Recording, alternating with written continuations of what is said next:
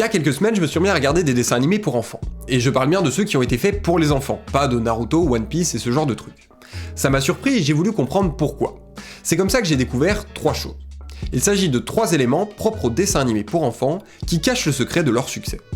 Je vais commencer par le plus facile à expliquer puisqu'il s'agit de la durée. Si je me base sur mes observations, un épisode de dessin animé fait en général aux alentours de 2 valeurs, 10 et 20 minutes. En comparaison, un épisode de série fait en général entre 40 et 55 minutes. Autant dire que si vous êtes comme moi et que vous n'aimez pas regarder un épisode en plusieurs fois, les dessins animés offrent une flexibilité plus grande, ce qui est une forme de liberté. On peut choisir d'en regarder de manière spontanée où et quand on veut. Pas besoin de se prendre la tête à calculer à quel moment de la journée on aura 1 heure de libre pour pouvoir regarder un épisode en entier. Cette idée que les dessins animés offrent une plus grande liberté de visionnage est également liée à la deuxième caractéristique. L'absence de toute progression narrative significative ainsi que le manque de conséquences tangibles sur le déroulement de l'intrigue dans la continuité des épisodes qui composent un même programme. Je me suis fait chier à l'écrire celle-là. En gros, c'est une manière compliquée de dire que ce qui se passe dans un épisode A n'a aucune conséquence sur l'épisode B. Un très bon exemple pour ça est le dessin animé Phineas et Ferb, qui intègre cet élément dans le fonctionnement même de ses scénarios. Chaque épisode commence de la même manière. 2 frères qui s'ennuient durant l'été. Ils vont donc construire des parcs d'attractions ou partir dans des aventures absurdes afin de se divertir.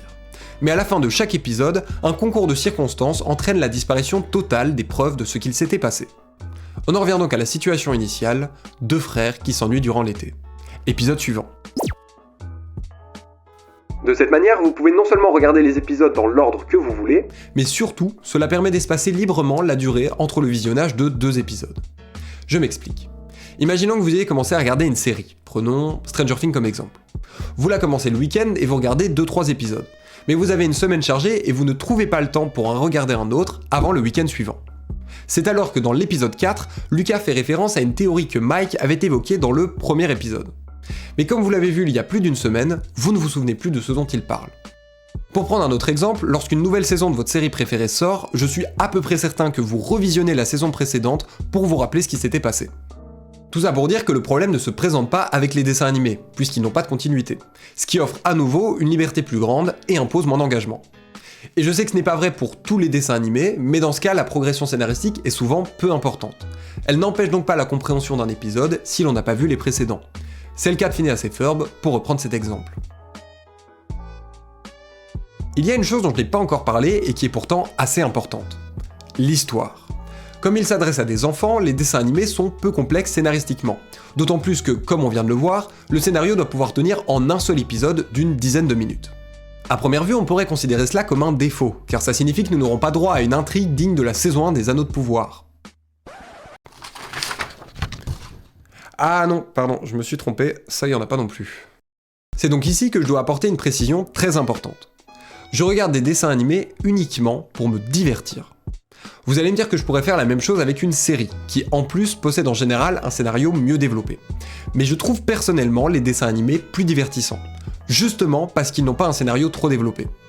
Une série parvient en général mieux à m'immerger dans son univers, mais j'ai aussi besoin de plus d'efforts pour capter tous les éléments nécessaires à sa compréhension. Quand je fais référence au terme divertissement, j'y intègre donc aussi l'idée d'un repos cognitif. Celle-ci n'est peut-être pas présente dans votre définition du terme, puisque normalement être diverti signifie simplement penser à autre chose que ce à quoi on était occupé à penser. Auquel cas, une série qui demande beaucoup de concentration peut être considérée comme très divertissante. Mais j'ai pas trouvé d'autre mot pour le dire, et j'ai quand même l'impression que dans l'imaginaire collectif, le concept de divertissement est fortement associé à une notion de détente mentale. C'est donc en me basant sur cette définition-là que je considère les dessins animés comme plus divertissants que les séries ou les films. Bon, j'avoue que j'avais prévu de finir cette vidéo ici. De conclure en vous disant simplement que si j'aime les dessins animés, c'est parce qu'ils sont faciles à regarder et très divertissants. Mais durant l'écriture du script, je me suis rendu compte de quelque chose. Une chose dont vous vous êtes peut-être aussi rendu compte.